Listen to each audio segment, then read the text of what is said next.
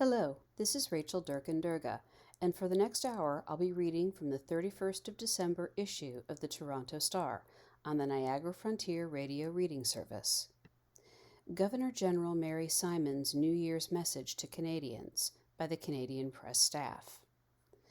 Governor General Mary Simon says she witnessed extraordinary solidarity across the country in the last year in response to wildfires, economic challenges, and in advancing Indigenous reconciliation.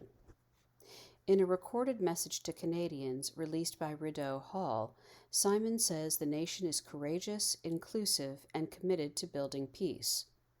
She also thanked Canadians for their support when she was hospitalized with a respiratory illness in the fall. Simon was unable to take part in National Remembrance Day ceremonies in Ottawa this year because of her illness. She also missed events for the state visit of the Swedish King Carl XVI Gustaf and Queen Sylvia. Simon says the new year promises opportunities to strengthen the bonds that unite Canadians. Where have the TTC's riders gone? Transit ridership never recovered from the pandemic. We asked why and what could bring them back. By Kate Allen and Andy Takagi. Toronto in February 2020 hustled and bustled in blissful ignorance. The roads were clogged with cars and the trains were full of people. The TTC logged 10 million weekly trips, a healthy bump from the year prior. Then, in the span of 2 weeks, that motion shuddered to a halt. In the 5 years since the COVID-19 pandemic stalled Toronto, much has recovered. Car congestion, to drivers' chagrin, is back. But the TTC remains stubbornly underfilled, even as neighboring transit agencies have reached and exceeded pre-pandemic ridership. So far this year, TTC weekly ridership has hovered around 8 million trips, well below February 2020's 10 million mark. The agency believes it will end 2025 with even fewer total rides than the year prior, a step backwards. So, where did all the TTC riders go? Executives have blamed many of the same forces that are buffeting other industries, including U.S. tariffs, changing immigration, and vanishing climate policies. But the story of the TTC struggles is also a story of two types of Torontonians, data shows and experts say, the choice rider and the captive rider. The paths of these two riders diverged sharply during the pandemic. Their ongoing misalignment has created consequences that reverberate across the city, from depriving the TTC of much-needed revenue to altering the region's planet-warming emissions. At a December board meeting, a senior TTC executive said that the altered patterns are a factor and suggested they might be permanent.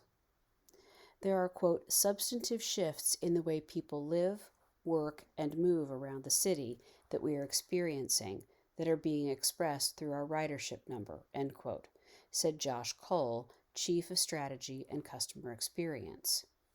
He added, quote, I think it's safe to say that the pre-COVID world is gone and we probably need to stop baselining against it, end quote. But transit and sustainability experts say that the city's leadership is overlooking inexpensive, if politically challenging, changes that could alter the TTC's fortunes and help entice those missing riders back. Quote, there's a ton we can do in the short term if we had the gumption to do it, end quote, said Shoshana Sachs, a University of Toronto professor and Canada Research Chair in Sustainable Infrastructure. The TTC wasn't supposed to ring out 2025 this way. Ridership had slowly been recovering. Last year, downtown station usage jumped, momentum the agency hoped would continue. Instead, it's had a disappointing year, capped by a wave of criticism after the long-awaited Finch West LRT opened at speeds slower than the buses it replaced.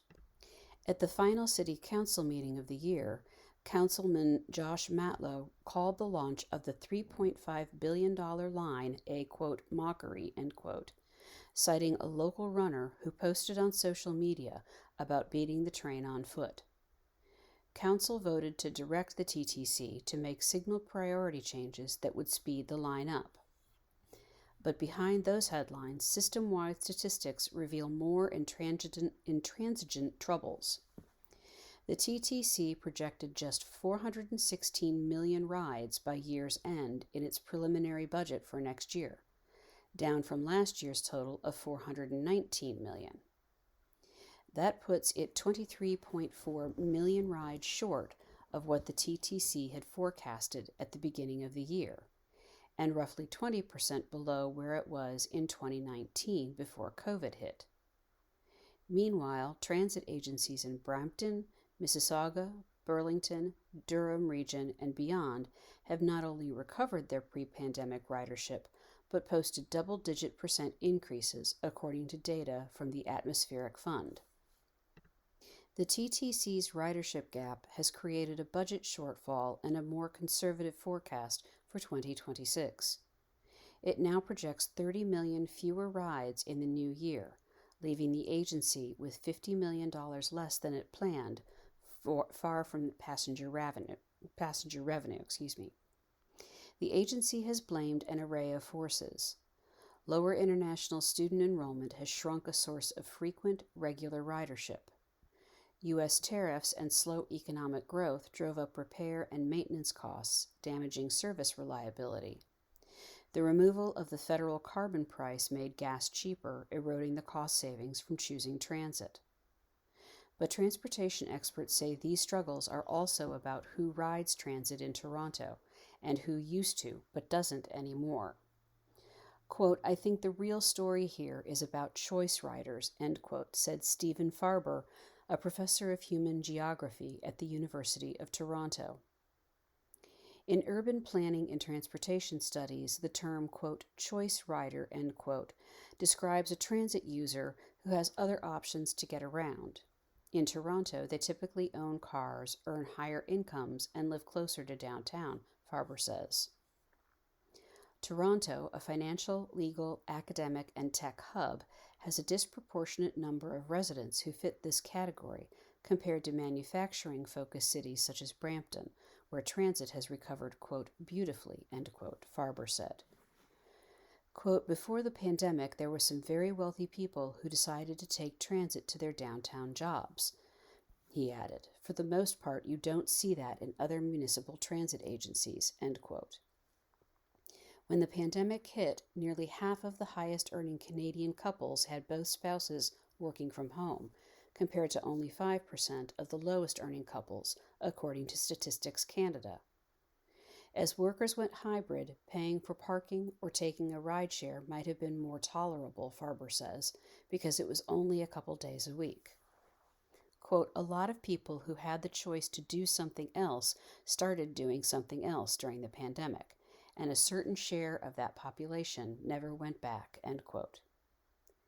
TTC data on mode choice supports this theory.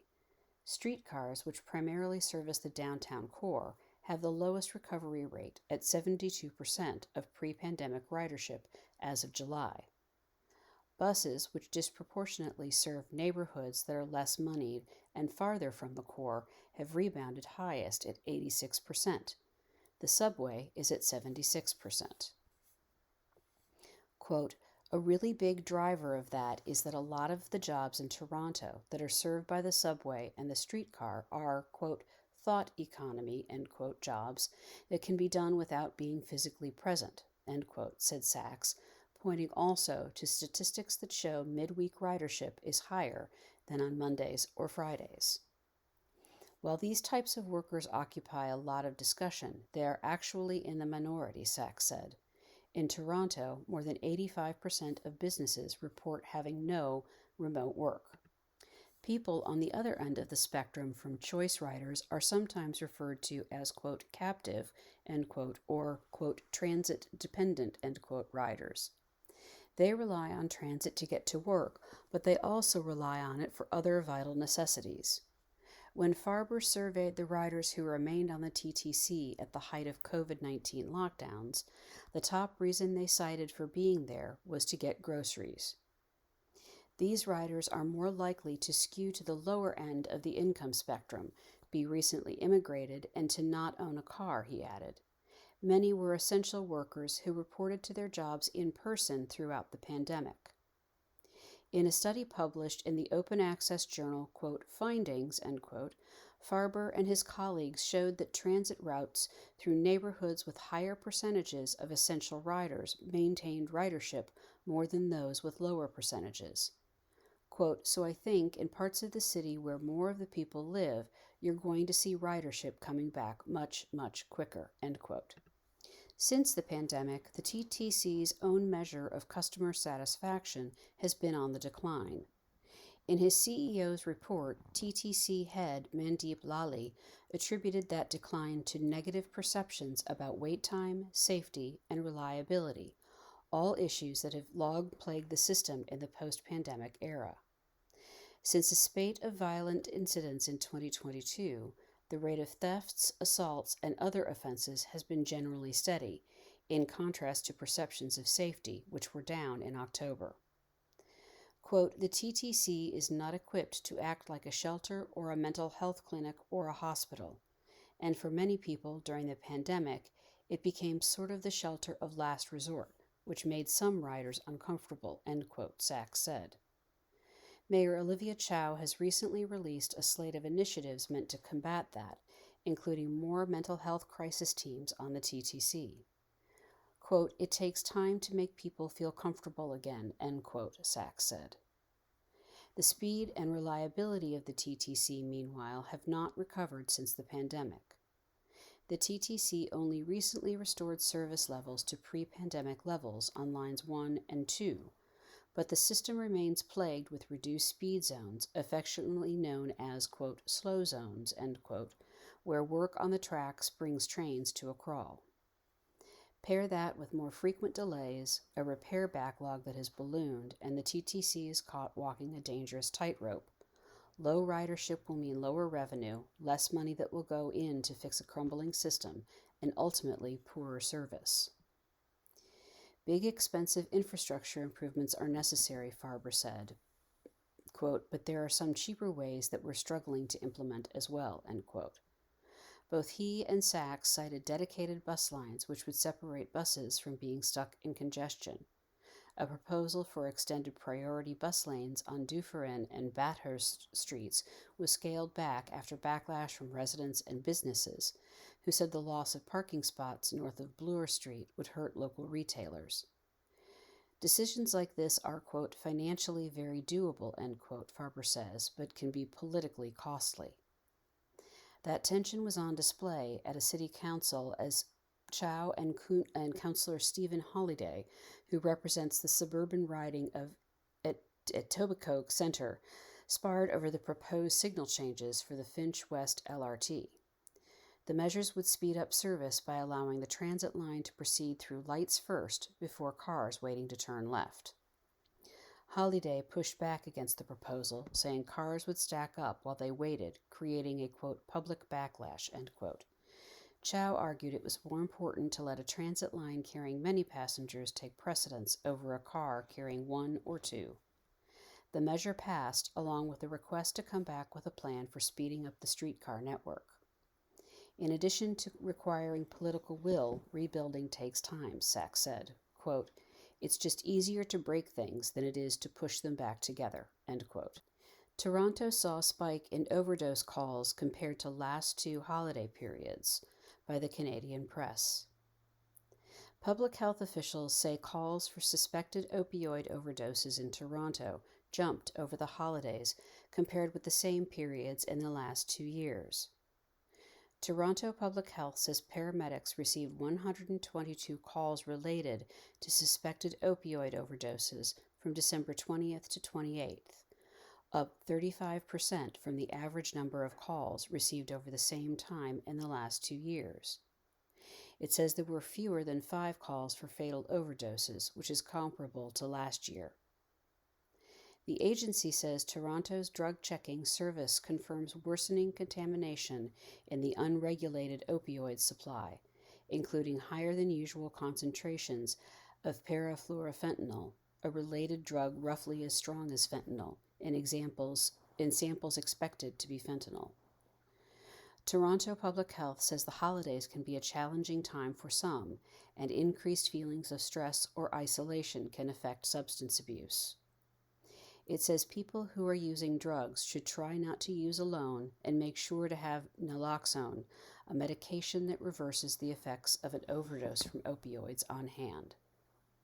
You are listening to a reading of articles and features from the Toronto Star on the Niagara Frontier Radio Reading Service. Zohran Mamdani is set to be sworn in as mayor as New York City rings in the new year, by Anthony Izagirre.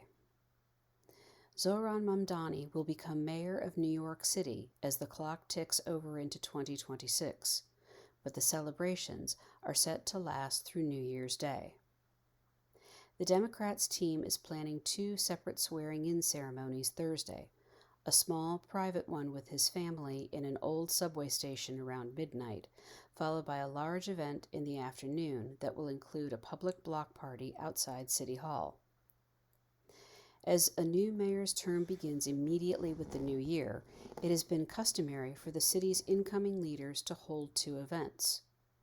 Outgoing Mayor Eric Adams held his initial swearing-in at Times Square shortly after the famous ball drop, while Adams' predecessor, Bill de Blasio, took his first oath at home in Brooklyn.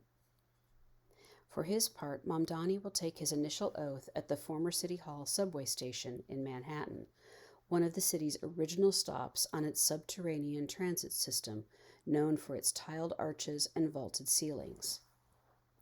New York Attorney General Letitia James, a political ally and notable foe of President Donald Trump, will administer the oath of office. The old City Hall stop was designed as the flagship station of the city's first subway line, but was decommissioned in 1945. These days, outside of occasional guided historical tours, locals can usually only catch a glimpse of it by staying on the 6 train after its last stop downtown, when it turns around to head north. In a statement, Mamdani's office said the choice to be sworn in at the station reflected his, quote, commitment to the working people who keep our city running every day.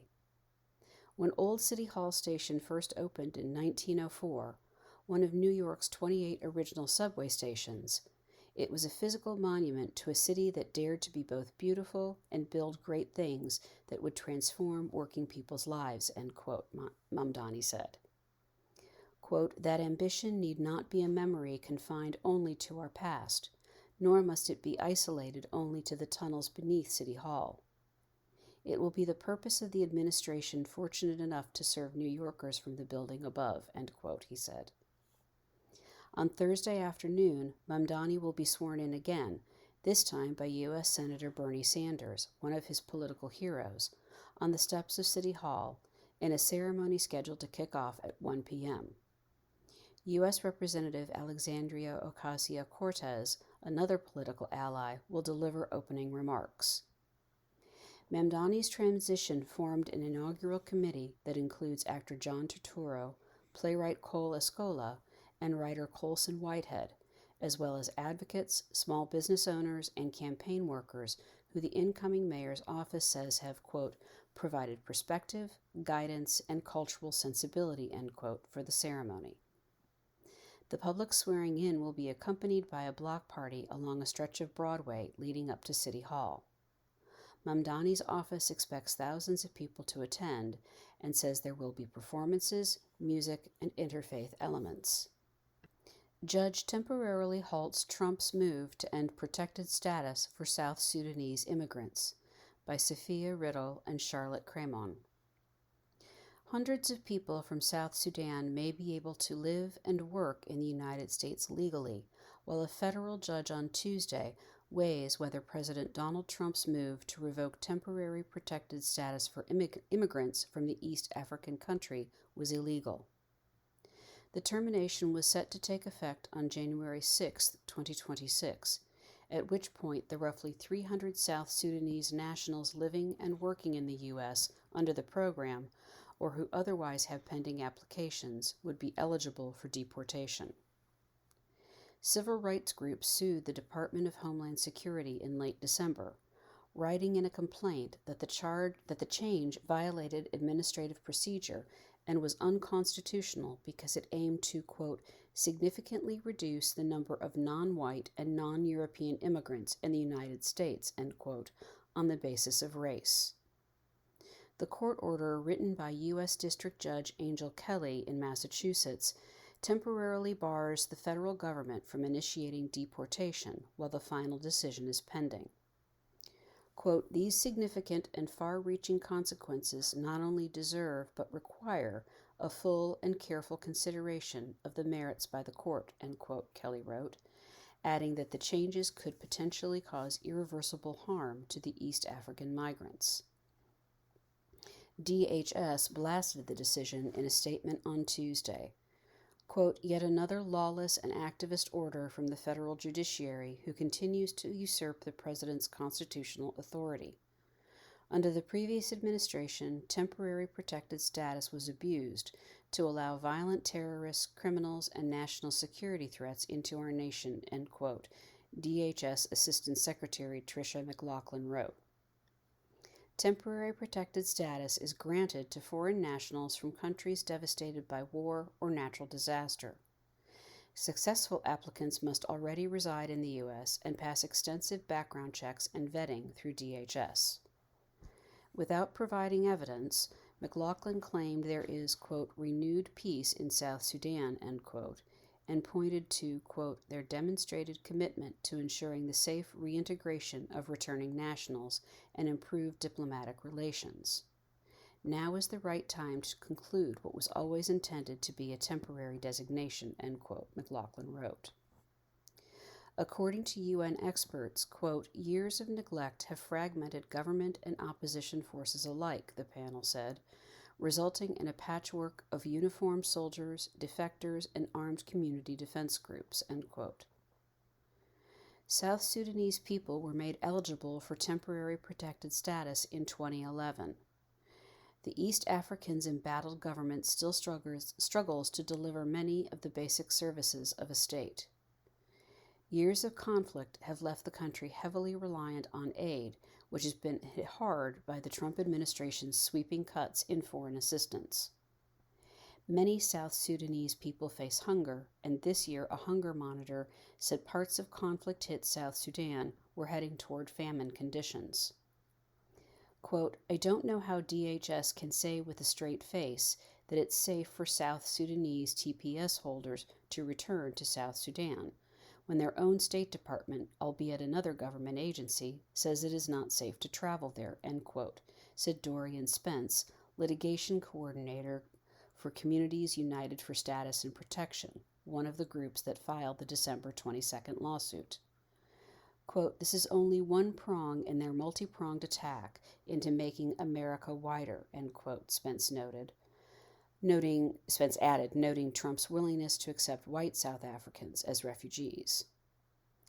Critics of the Trump administration in South Sudan said that the move was political retaliation for South Sudan's decision to stop accepting deportees from the U.S. as part of a program to deport migrants to third countries. At least 8 men were deported to South Sudan from the U.S. earlier in the year. Quote, this has angered the Trump administration, and the Trump administration has reached this decision now, where it is ending protections available for South Sudanese who fled the war, end quote, he said.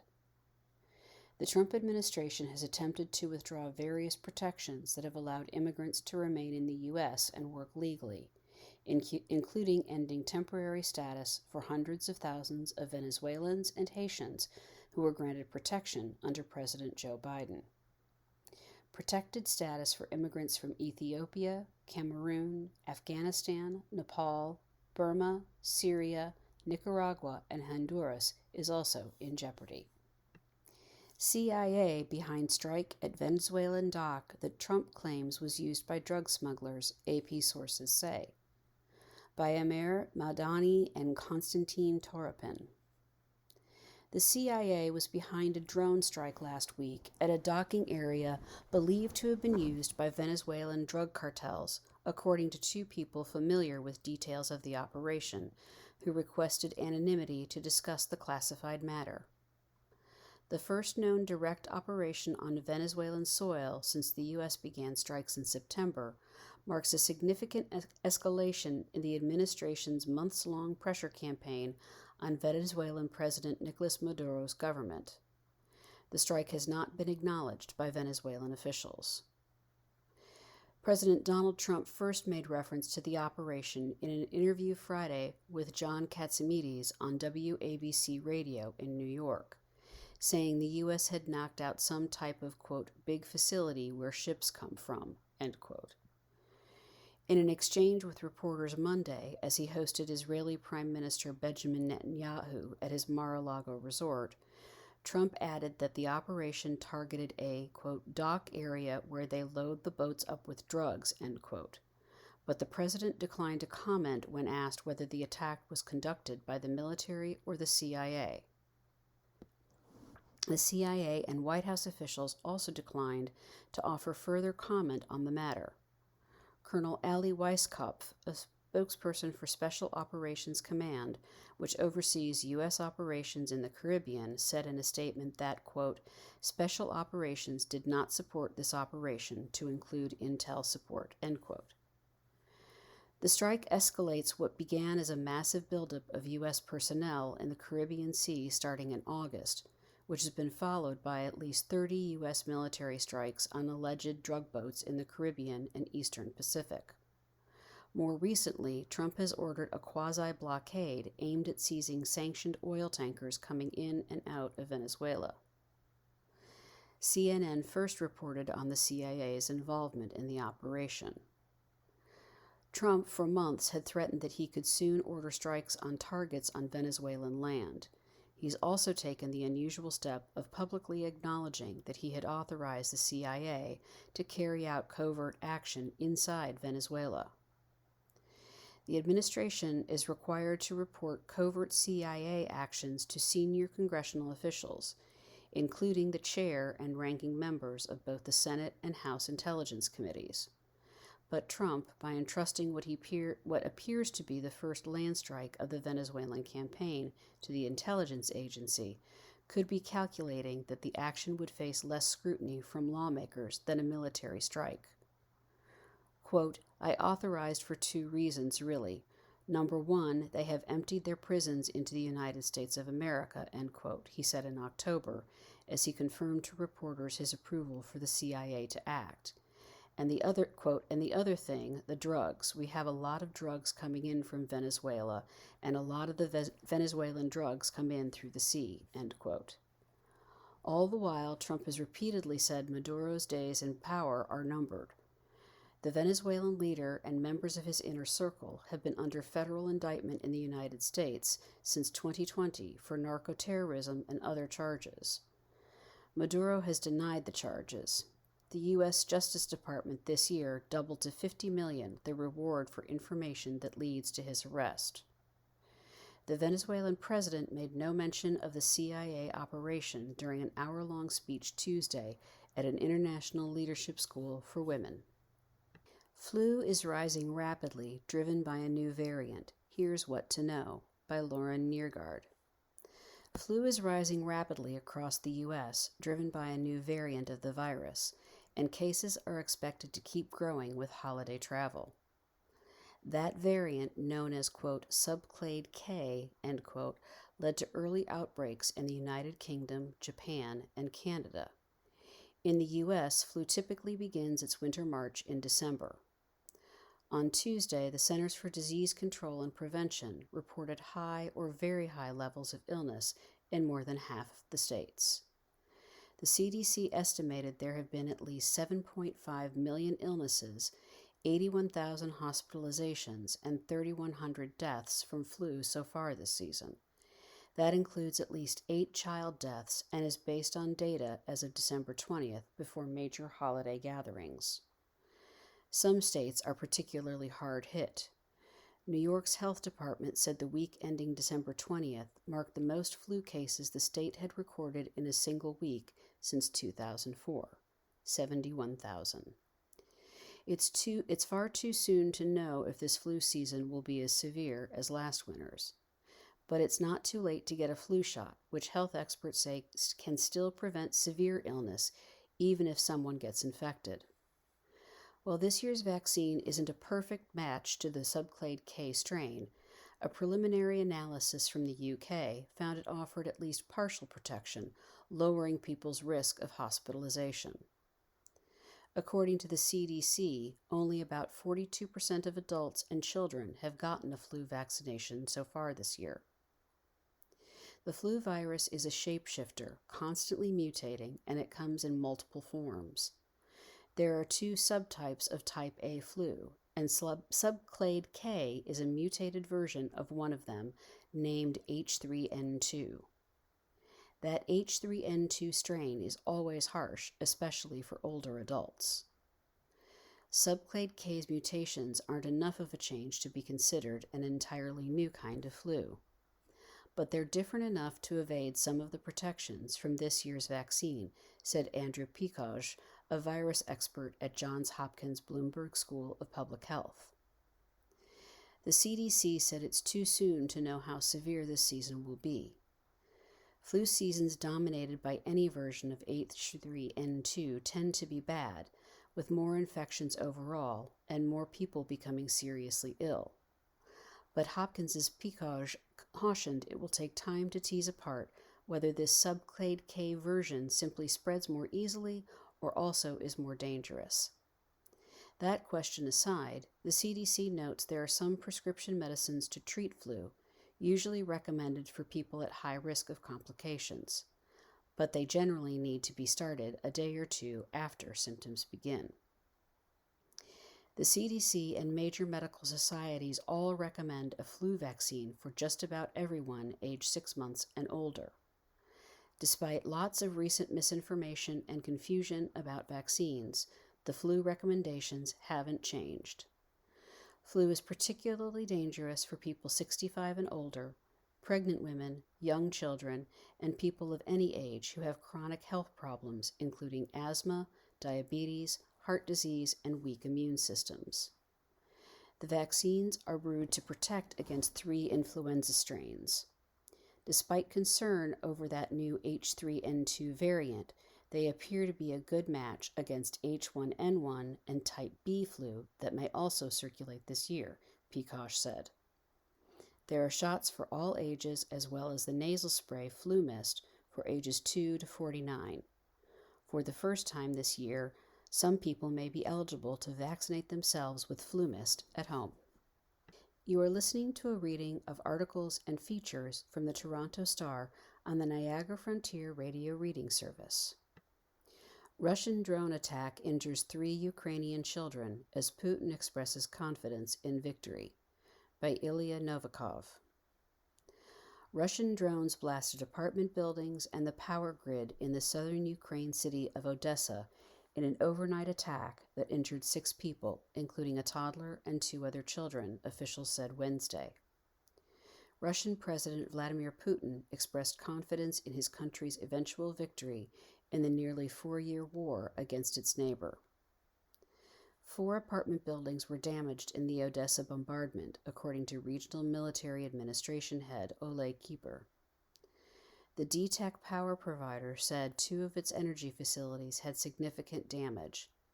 The company said 10 substations that distribute electricity in the region have been damaged in December.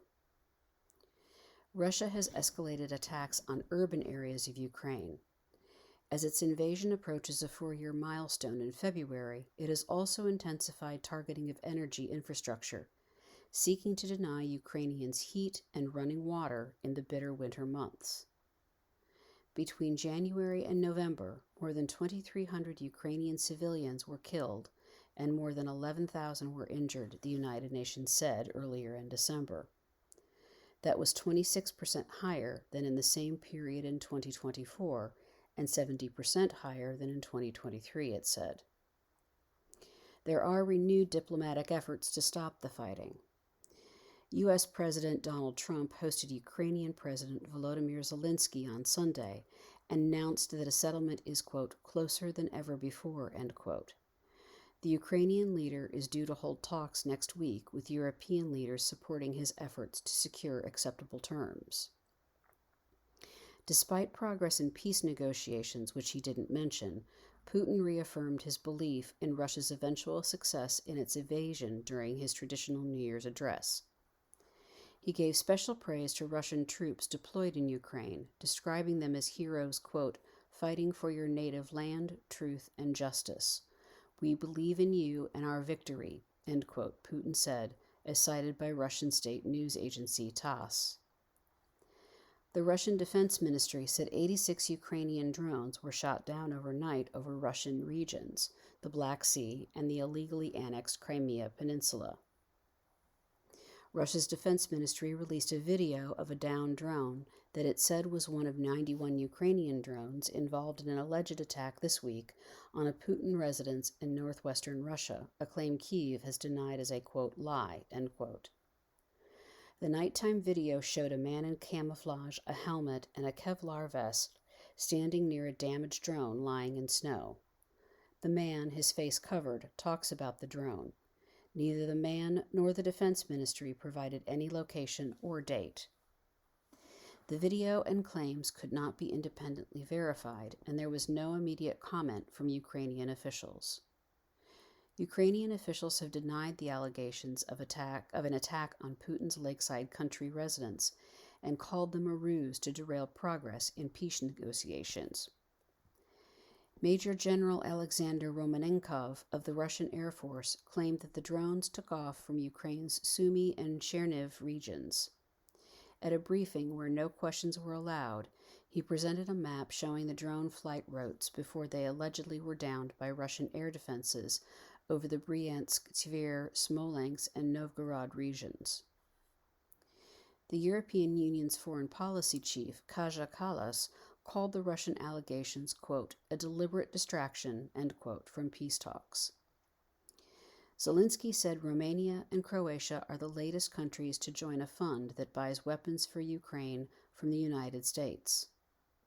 The financial arrangement, known as the Prioritized Ukraine Requirements List, or PEARL, pools contributions from NATO members, except the United States, to purchase U.S. weapons, munitions, and equipment.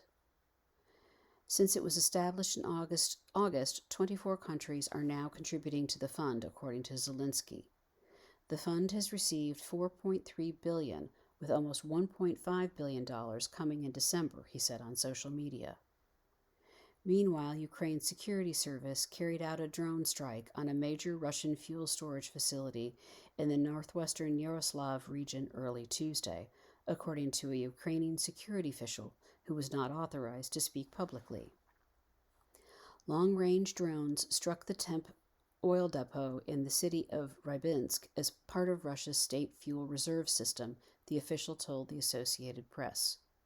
Rybinsk is about 800 kilometers or 500 miles from the Ukrainian border. China's Xi hails nation's technological progress and renews promise to take back Taiwan, by Semina Mistrino. Chinese President Xi Jinping on Wednesday hailed his country's technological progress in areas such as artificial intelligence and semiconductors, while once again insisting his country would annex self-ruled Taiwan. During his New Year's Eve address broadcast Wednesday evening by state media, Xi praised the country's advancements in key sectors, including military tech and space exploration. Images ranging from humanoid robots performing kung fu to new hydropower projects rolled on the screen as he spoke. Quote, we sought to energize high-quality development through innovation, end quote, Xi said, while thanking Chinese people for contributing to the country's economic growth over the past 5 years. China plans its economic development over periods of 5 years and is preparing to discuss its new 5-year plan at the upcoming legislative session in March. The country is set to speed up self-reliance in science and technology as the United States imposes increasingly tight controls on access to semiconductors and other high-tech items. Xi also praised the country's rising prominence on the world stage by listing high-level political events and exchanges it hosted over the past year. Regarding Taiwan, a self-ruled democracy that China considers sovereign territory, Xi reiterated Beijing's annexation intentions. Quote, "We Chinese on both sides of the Taiwan Strait share a bond of blood and kinship," end quote, he said. Quote, "The reunification of our motherland, a trend of the times, is unstoppable," end quote. China this week conducted 2 days of military drills around Taiwan, launching rockets and sending aircraft and warships in response to a planned arms sale by the U.S. to the island. Taiwan President Lai Ching-te condemned the drills but said his territory would act responsibly by neither escalating the conflict nor provoking disputes. Mali and Burkina Faso imposed retaliatory travel bans on U.S. nationals. By Baba Ahmed. Mali and Burkina Faso said late Tuesday they would ban U.S. citizens from entering their countries in retaliation for U.S. President Donald Trump's decision to ban Malian and Burkinabe citizens from entering the United States. The announcements, made in separate statements by the foreign ministers of the two West African countries, marked the latest twist in the frosty relationship between West African military governments and the U.S.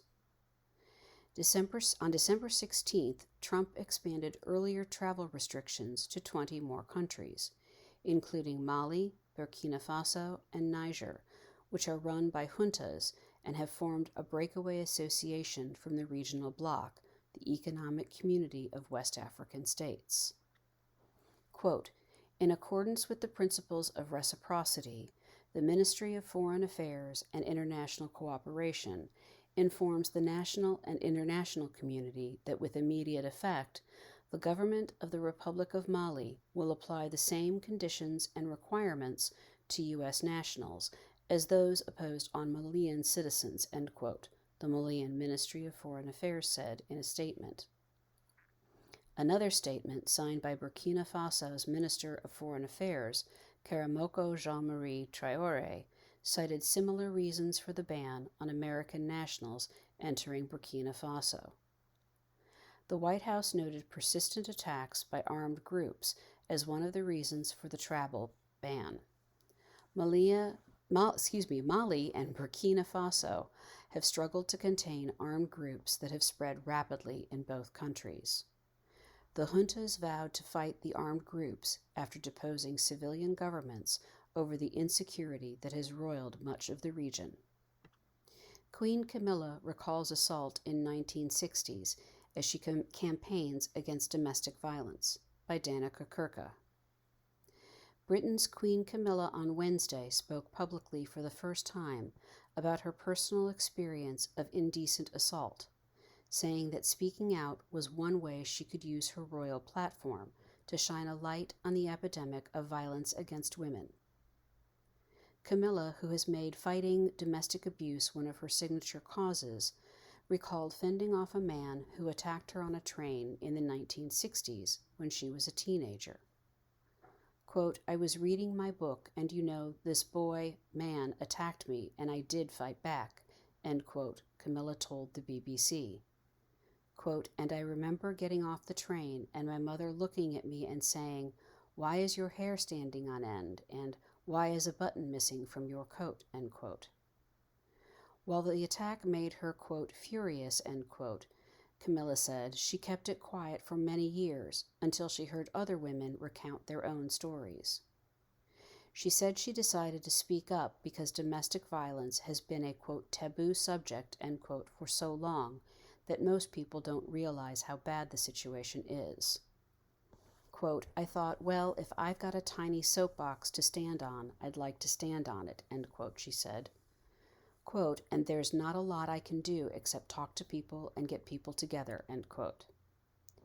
The comments came in a group interview with the surviving family members of Louise Hunt, 25, her sister Hannah, 28, and their mother Carol, 61, who were murdered by Louise's ex-partner at their home outside London in July 2024. The Queen praised former racing commentator John Hunt and his daughter Amy for their work fighting domestic violence. Quote, "Wherever your family is now, they'd be so proud of you both," Camilla said. "And they must be, from above, smiling down on you and thinking, my goodness me, what a wonderful, wonderful father, husband, sister. They'd just be so proud of you both." End quote. While this is the first time Camilla has spoken publicly about the attack she experienced, it was previously recounted in the book, quote, "Power and the Palace," end quote, published earlier this year by Valentine Lowe, a former royal correspondent for the Times of London. That account was based on what the Queen told former Prime Minister Boris Johnson when he was Mayor of London.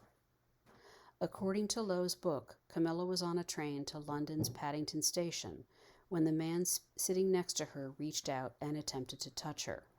She fought him off by removing her shoe and bashing him in the groin. When she got to Paddington, she found a man in uniform and told him what had happened, and the man was arrested. You are listening to a reading of articles and features from the Toronto Star on the Niagara Frontier Radio Reading Service. The nation's 250th anniversary arrives with a call for year-round community service by James Pollard. The U.S. Semi-Quincentennial Commission wants to turn America's 250th birthday celebration into the country's single biggest year for volunteering. But America Gives, the program unveiled Wednesday just before the U.S. begins commemorating the 1776 signing of the Declaration of Independence, will have to revitalize a culture of service that has recently waned. Declining volunteer rates still haven't returned to pre-pandemic levels.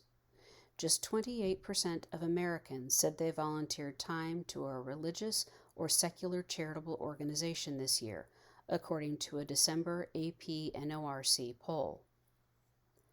Organizers don't know how many service hours they need to set the record and aren't targeting a specific number.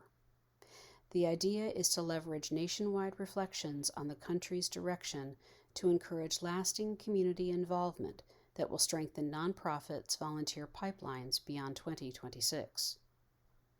Funding comes from congressional appropriations as well as corporate sponsors including Walmart and Coca-Cola. Participants are invited to pledge their time and log volunteering on an online tracker. Nonprofit partners include Girl Scouts of the USA, which will offer a volunteering badge to any of its roughly 1 million youth members who complete a service project, and Keep America Beautiful, which is leading efforts to clean up 250 million pieces of trash by the 4th of July. Just Serve, a service project coordinator sponsored by the Church of Jesus Christ of Latter-day Saints, is sending 250 semi-trucks to deliver food donations to 250 food banks across the 50 states. Quote, "We strongly believe that this is as much about the future as it is about the past," end quote, said America 250 Chair Rosie Rios, who oversees the nonpartisan commission created by Congress to organize the anniversary. Quote, "Especially this next generation, we want them to give them something to believe in," end quote. That forward-facing goal requires courting a demographic that many nonprofits struggle to reach, young volunteers.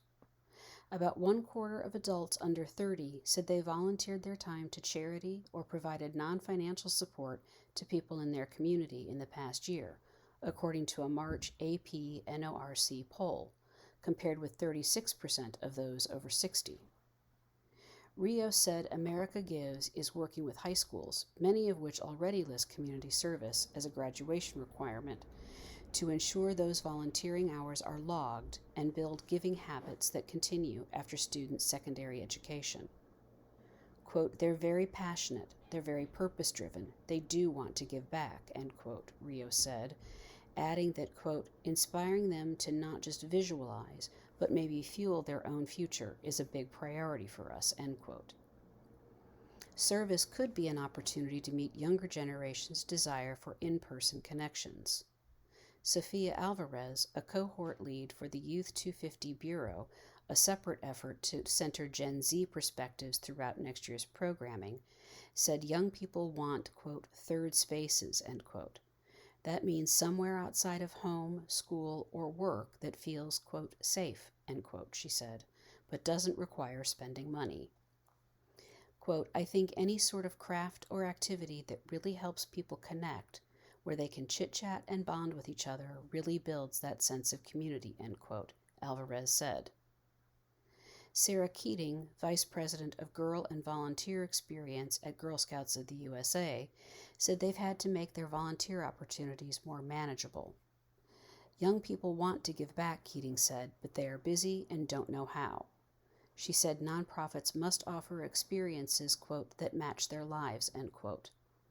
Someone might not have time to lead an entire troop, for example, but they can help lead a specific badge program.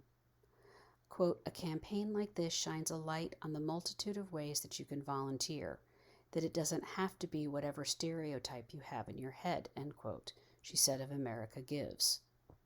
Quote, there are small ways to volunteer, there are big ways to volunteer, end quote. The patriotic appeal must also overcome extreme polarization and the slow erosion of national pride, trends that America Gives organizers believe they can counter with their call to action. Acknowledging political divisions, Rios said the Commission's research shows that most Americans want to bring back a spirit of volunteerism. Quote, it is about one country, she said. I think there's going to be a lot of people who feel like now, more than ever, we all need to stand up, end quote. Keep America Beautiful CEO Jennifer Lawson expects her nationwide nonprofit network to unify people around the bridge issue of litter. Her benchmark next year is to reach 4 million volunteers through local chapters devoted to cleaning up their communities, planting trees, and making gardens. Lawson wants the volunteer opportunities to show people patriotism is an action, not a concept, that involves working with your neighbors. Quote, it doesn't have to be all flags and tri-cornered hats, end quote, Lawson said. Quote, patriotism in this country is an act of giving into community, end quote. America Gives will engage volunteers beyond July 4th in an attempt to build up the habit of giving back. Volunteers who register their service hours can enter a sweepstakes where 250 randomly selected winners will get to donate $4,000 to an approved nonprofit partner. The program also plans to rally people around national days of service on Martin Luther King Jr. Day and 9/11.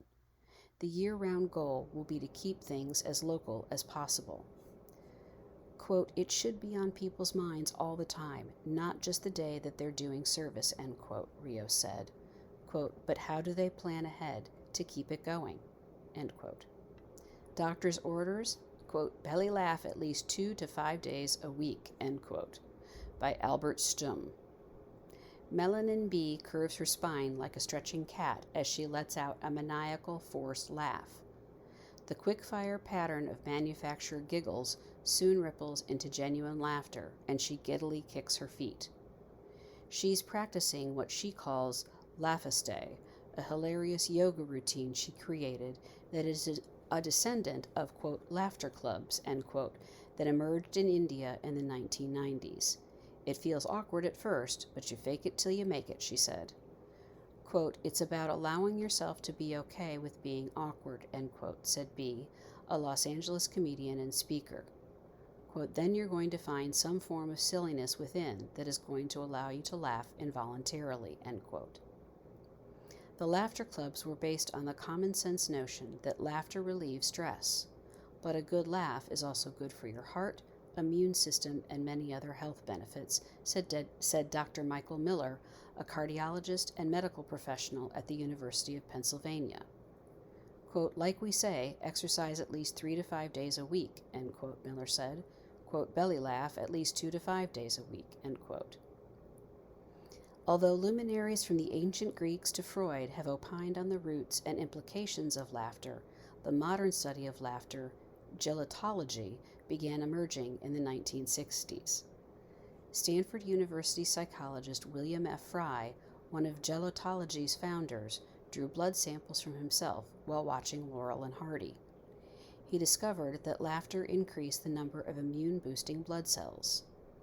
In 1995, Dr. Madan Kataria, a physician in Mumbai, got wind of the emerging research as an editor of a health magazine while researching an article on stress management.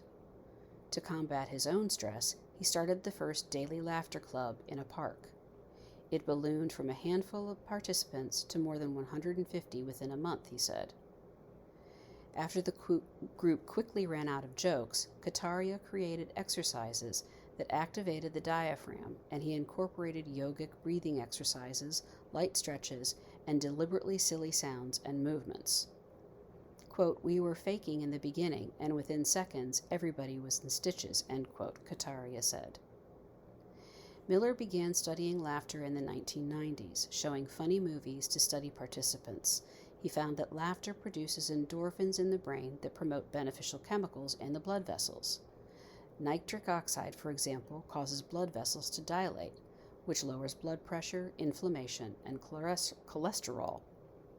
The combination reduces the risk for a heart attack, he said, and the endorphins are natural painkillers. Quote, "When you've had a really good laugh, you feel very relaxed and light," said Miller, who was also chief of medicine at the Philadelphia Veterans Administration, where he is implementing a laughter therapy program. Quote, "It's like you've taken pain medication," end quote. Forced laughter, or simulated mirth in academia, may even be more beneficial than spontaneous laughter, said Jenny Rosenthal, a senior researcher of medical psychology at Jena University in Germany. Rosenthal completed a meta-analysis of 45 laughter studies, among other research, and found that laughter-inducing therapies decrease glucose levels, the stress hormone cortisol, and chronic pain. They also improved mobility and overall mood, especially in older populations. Because humor is subjective, it is hard to measure. That's why much more of the more recent research has focused on laughter yoga and similar programs that provoke sustained bouts of laughter during 30 to 45-minute sessions, Rosenthal said. Laughter yoga is particularly effective for people who might not feel like laughing, such as those struggling with depression or cancer patients, she said. With simulated laughter, the physiological mechanisms are the same, such as additional inhaling, exhaling, and muscle activity that also improves mood. Quote, "The well-being comes through the back door," she said. "You start with an exercise, and then the spontaneous laughter comes later because it's funny to see people laughing," end quote. During a recent video call, Kataria said the trick is to learn to laugh for no reason. He and others in laughing yoga classes around the world have created hundreds of exercises that help. The simplest, get together with another person, look in each other's eyes, and repeat the sound ha for a full minute. Or try the breathe in and laugh. Bring your hands to your chest on a deep inhale, hold your breath for 3 seconds, and burst out laughing on the exhale while extending your hands forward. In laughing yoga classes, people may pretend to greet each other like aliens, crawl around like their favorite animals, or tap their temple as if a light bulb went off, exclaiming, "Aha, ha ha ha." Kataria suggested bringing laughter into your daily life, even at things that might not seem funny. Demonstrating, quote, "credit card bill laughter," end quote, he held out his hand as if looking at a statement and burst into a roiling, infectious laughter. For inspiration, you could log into one of the 36 free online American laughter clubs recognized by Laughter Yoga International. Quote, "Really, it's not about forcing yourself to laugh," he said. "It's like activating your laughter muscles, getting rid of your mental inhibitions and shyness. Then the real laughing is childlike laughing, unconditional laughing," end quote. You've been listening to a reading of articles and features from the 31st of December issue of the Toronto Star. Your reader has been Rachel Durkin-Durga. Thank you for listening, and Happy New Year.